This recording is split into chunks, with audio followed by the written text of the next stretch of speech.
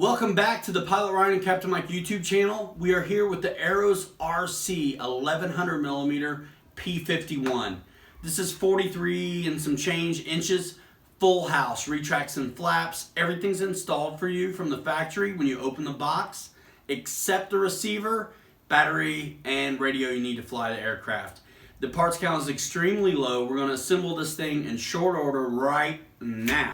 Look at the rivet detail. This thing looks like it's a much larger aircraft due to its scale fidelity just dripping off this thing. Out of the box, this is how it comes. Look at that. Look how nice the gear door assembly is. Metal trunnion retracts. Nice good sized tires. Very nice. Alright, let's start building this baby. So first step is to attach the wing, but before you do that, I think it's a great idea to go ahead and round up your Y connections and get this dealt with all your wires. So we're going to do that first. You got a parts bag full of parts and your Y connections.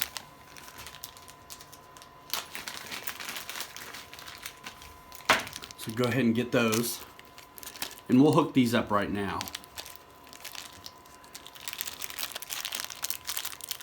So there's a handful here because it's the wing. We got ailerons, flaps, and landing gear. So we'll go with number flaps. So that'll be 6.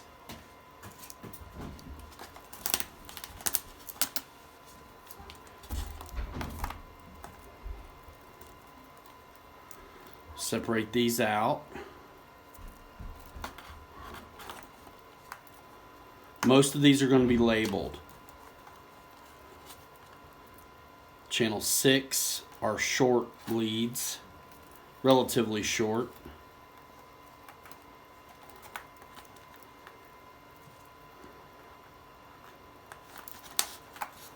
So we'll get those, divide and conquer. Ensuring polarity matches. Go ahead and get those cinched.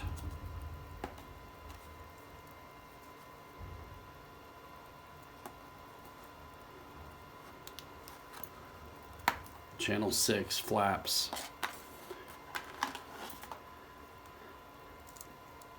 Let's go for gear next, since it's labeled.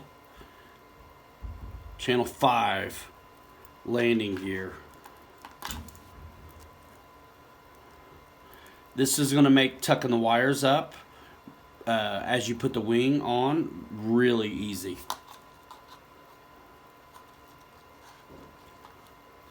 Polarity matches. Wonderful. You save yourself a lot of time doing this now.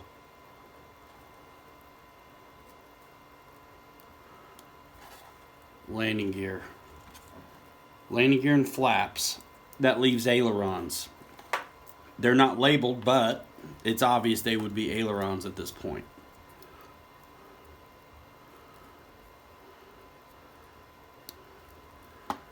Sweet. Now keep in mind, when you feed these through, you may not, okay, wonderful. These are labeled here where it counts, where you're going to see them. 6 will be for flaps, 5 for landing gear. This one's not labeled, that's ailerons, which is going to be 1 for me.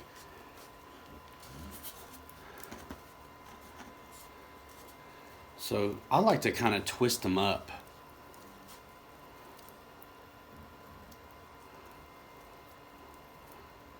And then we can feed them through.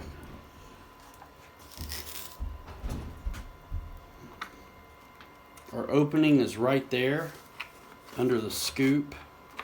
And it's nice if you have a stand, like I have the cruise-in stand here to work on, and have your battery hatch off already, your canopy off. That way you can easily grab these when they come through and help yourself out. I want to move the camera so you can see that. So get him started.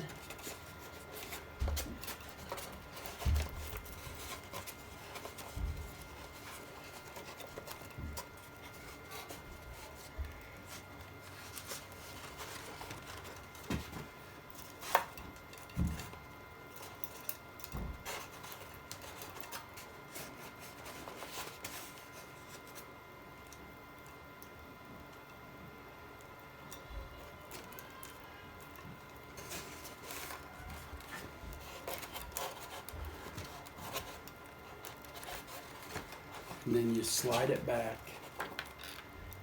Keep a little bit of tension on there, and sometimes it's nice to poke a little bit. You don't need to, but I'm gonna.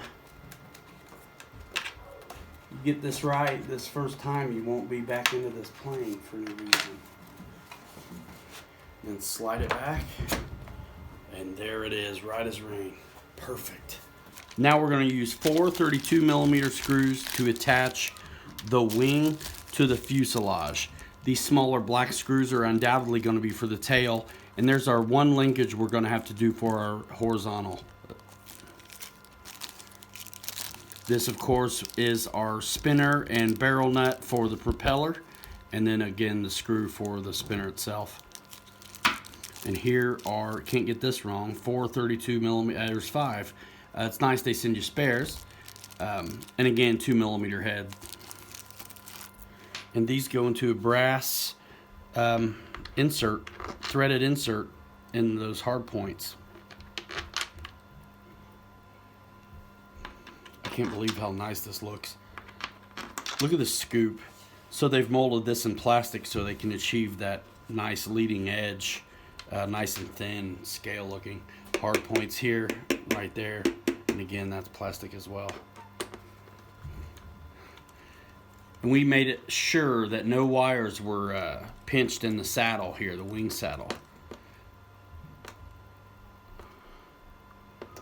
Fits nice and flush on the front end and back here as well.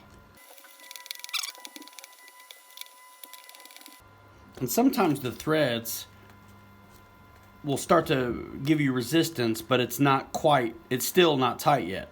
So you can always kind of check. If you ever see your foam like start to crumple, well, you've gone too far. But these fit really nice in there.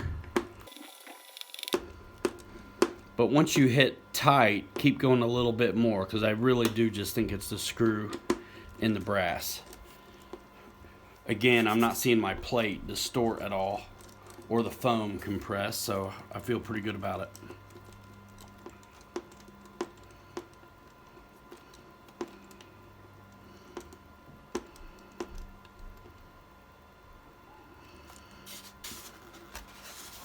That is solid, feels really good, and I don't see any movement at all. Wonderful. Next step is the horizontal. Piece of cake. Here we go. So we'll grab our spar.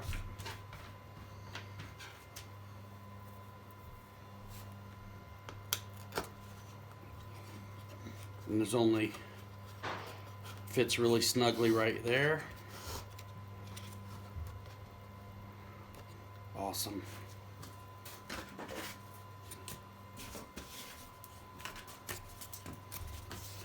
This will be the bottom where you can see the structure there, you know, the spar that's in there from the factory.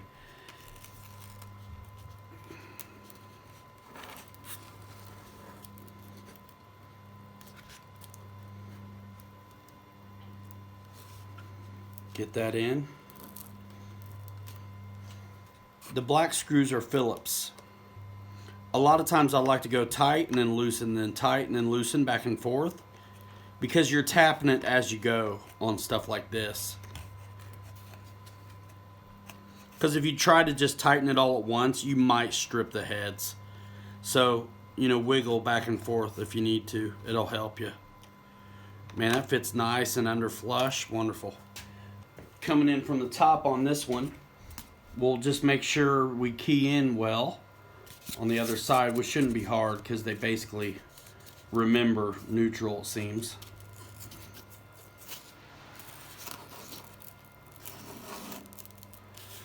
And you know what else? To do myself a favor, go ahead and push that in some over there.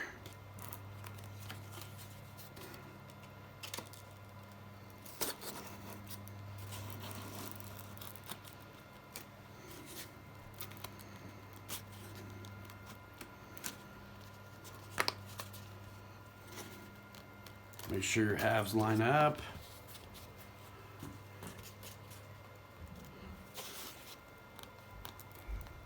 And then work it in until you hit the seam there. We're working. That's it.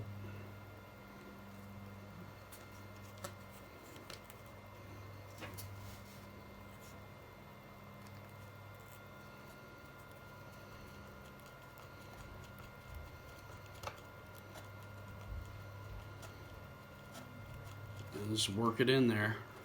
Sometimes you got to back it out a little. No big deal.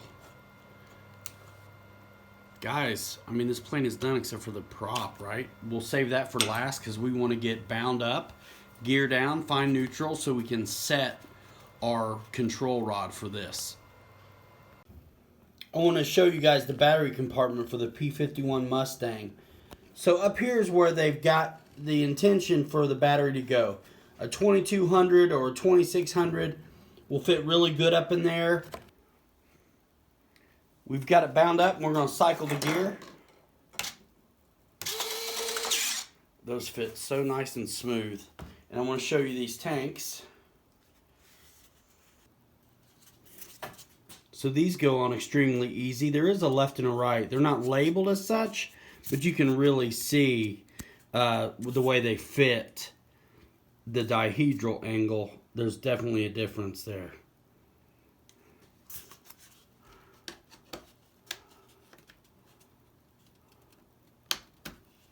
And then slide it back. There you go. Now we're going to go ahead and get the horizontal stabilizer on as well. Get everything dialed in. So make sure our elevator is nice and loose. We'll refer to the manual to figure out which hole they want us to use for the linkage.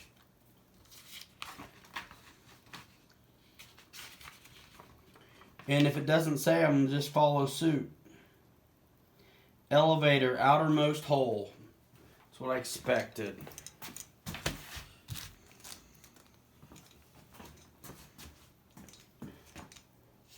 So that's easy. We've got a Z-bend. It's already done here for you.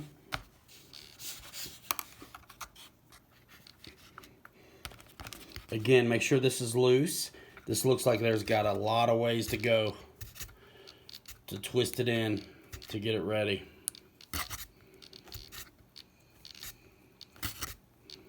Trims are at neutral on the radio, as they should be.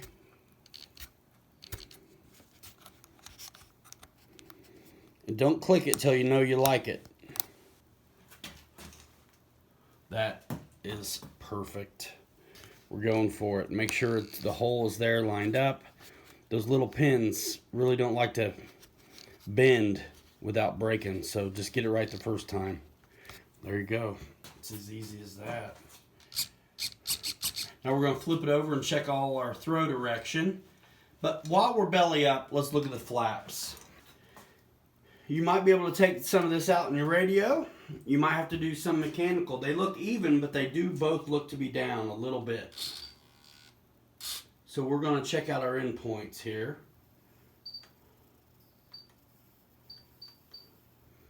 On our flap channel, on our Futaba. Nice. Perfect. One's just a little tiny bit different than the other. And so I'm going to just simply make those the same. Carefully spin this clevis out because I want to lower this flap.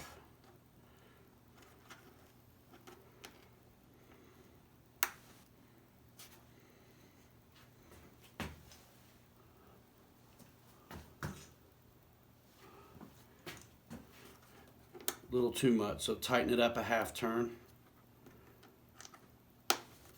Click it and forget it.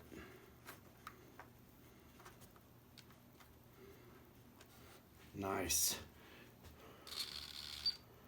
And that's about as much as I'd like. That's how I have my max deflection on flaps. Very good. All right, let's drop the gear. Notice we're doing all this work without the propeller on.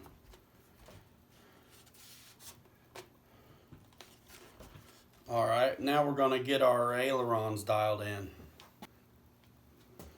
I've got just a little bit of downward deflected aileron over here, and I'm going to mechanically take that out. Get some hinge tape. If this bothers you, you can easily tape up these wire channels. So we're loosening on the clevis, and then we're going to, before we click it, we're going to test it. It's not ready yet. loosen it just a little bit more. What's nice about these clear clevises is you can actually see the threads through there. So you know if you're getting close to running out. You don't want to run out. All right, I like it. These clevises, you have to be careful with them. Pay close attention. When in doubt, change it out. No problem. No shame in that game. Nice. It's time for the prop assembly. Time for the prop assembly. We're going to set our cruise-in stand just out of the way. And we are going to also remove our battery while we're messing with the propeller, because it's smart.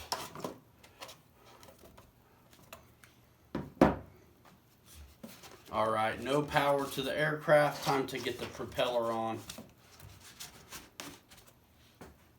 So source your spinner. It's got the hex base, which is going to fit right on the shaft. That fits really, really well.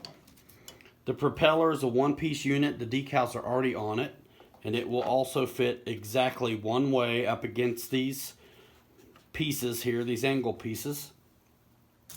Now you're going to source your barrel nut. Your barrel nut should be in a bag with a couple other bolts, which is going to be your, here's your barrel nut, and then a couple extra machine screws that are going to be used for your spinner. You only need one.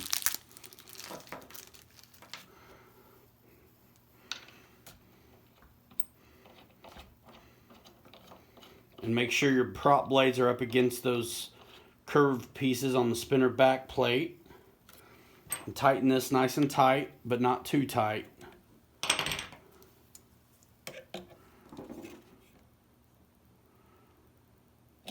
you can see the end of the barrel nut is threaded to receive the machine screw for the spinner itself, which looks really nice and goes right here. Oh, that fits wonderful. And there's our machine screw. It is Phillips, by the way.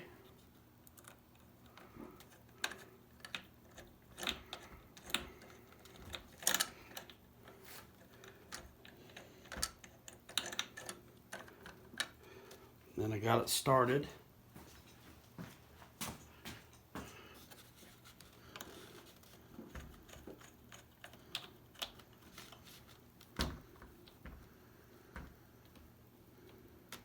There we go. Oh, yeah. That looks nice. This baby's ready to go. Check your manual for throws, recommendations, and all of that, and you will be ready to take your Shangri-La up to the skies. Guys, I told you there's nothing to it. We cannot wait to take this beautiful thing up. Check hobbyzone.com for this awesome line of Arrows RC, Warbirds, and who knows what else. Super great value, great looking planes with wonderful pedigree. Hobbyzone's been at this for a while, and it's really exciting that they've got their own line right now. So guys, this is your pilot Ryan. Thanks for watching. We'll see you next time.